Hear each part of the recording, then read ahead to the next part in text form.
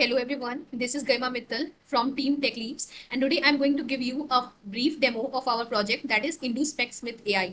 So without further ado, let's get started. So our InduSpecs with AI is an evidence-only industrial product enrichment platform that transforms minimal product data into trusted 252 column catalog format. And this is our overview dashboard, and here it gives a real time snapshot of what entire enrichment pipeline looks like, that is from 1000 product inputs to a real 252 column delivery catalog. And here we can immediately see our key guarantees, that is 140 out of 140 test passing, and here there is a zero inferred values and a successful evaluation verdict also. This is a dashboard which gives a quick view of quality and coverage, as well as the trustworthiness of our solution.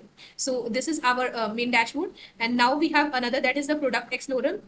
So let us see like what our product explorer has. So this is our product explorer. We can write the name of the products which we have. So suppose if we write some valid product names, I'm having this valid product name, and when I will type this and then I will press enter here. Yes, so you can see that it has detected that it is a dishwasher.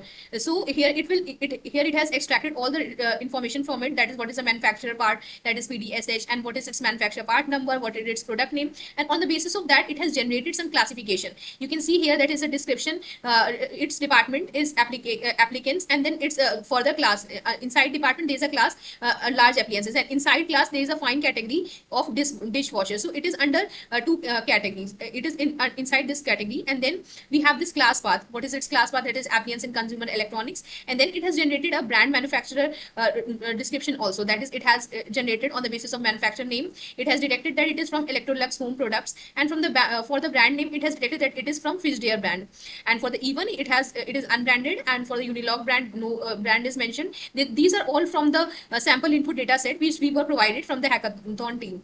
And then we have here attributes. So these are the attributes like series, model, number of wash cycles, voltage, ampere rating, and all. These are the attributes which are generated, and out of this this one thing it has detected from that product, that is dishwasher, that is its material is stainless steel. And then it has also generated size, dimension, and units for it, and other descriptions also are mentioned here, like Electrolux, what is its description, main description, what is its invoice description, that is dishwasher SST, short product title, long description, retail, item features like material, stainless steel, which we have already discussed, its finish, and then what are the digital assets of it, which we have like the images, alternate images. These are also being detected here and generated here. And then here we can see that the raw 252 column report, one by one, all the things which we can see here, and its video link, all other details here. And so this was all about our product explorer.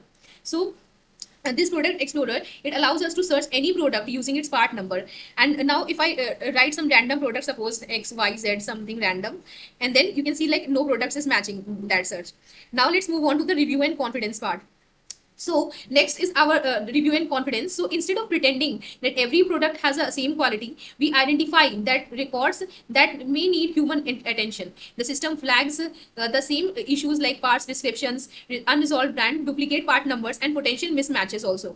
And it assigns a review brand also. So this creates like a practical human in loop workflow where the automation handles scale, but the human focus is on the exceptions. So here it is showing the confidence score of that and brand of that. Suppose we search for a product, suppose the same product, so you can see that yes, there is one product matches, and what is its confidence score? Its confidence score is high, and its band is high, and it doesn't need any human review. But if we clear this and write some random products like XYZ something, so no products are matching to this requirement. So these are the things, like we have this review and confidence bar which shows how much it is validated, what is the confidence score for this. And then we have duplicate section. So for the duplicate section, it does a duplicate analysis of the product. This page identifies that the potential duplicate PNs and the descriptions without automatically deleting or merging them. So this is important for industrial catalogs, because the two similar records may still represent different SKUs. So our system flags the issue while preserving the original data here also, and positional integrity also. And then we have our evaluation pipeline. So evaluation thing. So here you can see all the evaluations here. So it is the most important part of our InduSpecs with AI, because it is a validation layer.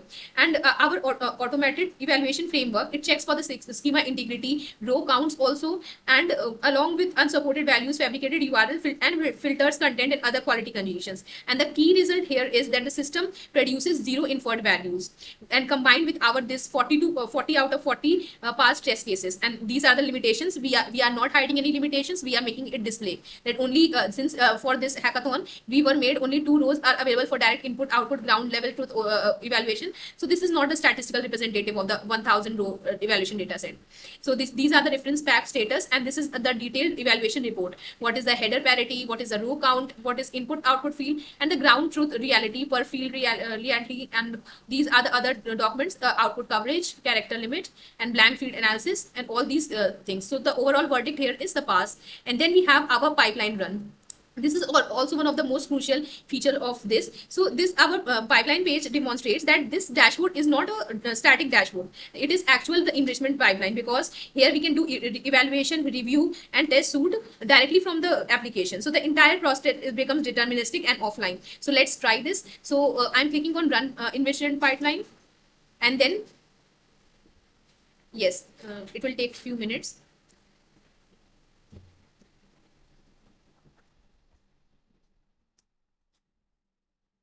It just takes a few minutes to start, and now this enrichment pipeline is running. So what basically our enrichment pipeline do, it regenerates the input output, it regenerates the output which we have got, and then yes, you can see that it wrote 1000 rows and mounted data. So its status is done, and now we will run evaluation gate. It also rewrites that thing.